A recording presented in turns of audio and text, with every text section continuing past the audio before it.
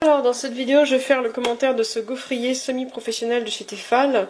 Nous on avait un petit gaufrier ordinaire, autant dire que celui-là il m'a un peu impressionné hein. Quand je l'ai reçu, je dois dire, je suis oh le bestiau.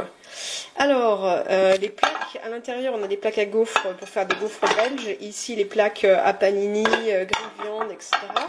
Ici en dessous là on a un petit support plastique qui va récupérer les saletés qui vont tomber éventuellement.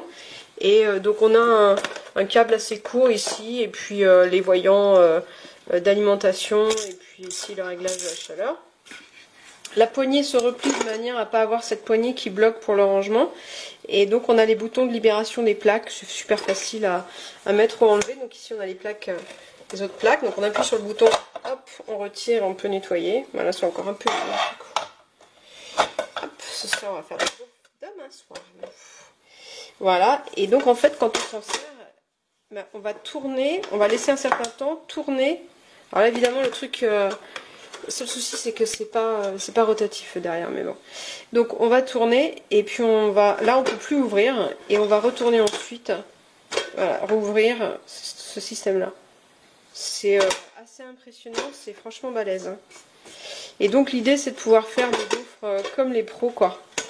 Pas les petites gaufres qu'on fait chez soi, mais de la belle grosse gaufre. Je sais pas si on voit un peu la taille.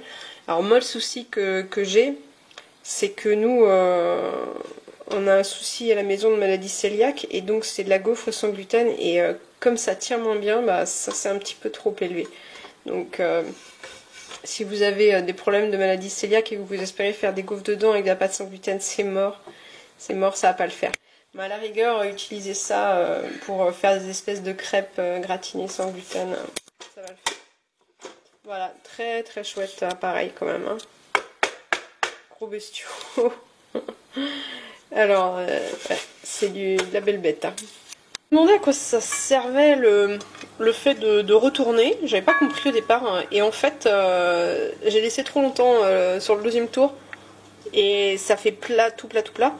Et en fait, l'intérêt de retourner, c'est simplement que la pâte va bien se mettre des deux côtés. Voilà. Et ça nécessite quand même de mettre bien chaud.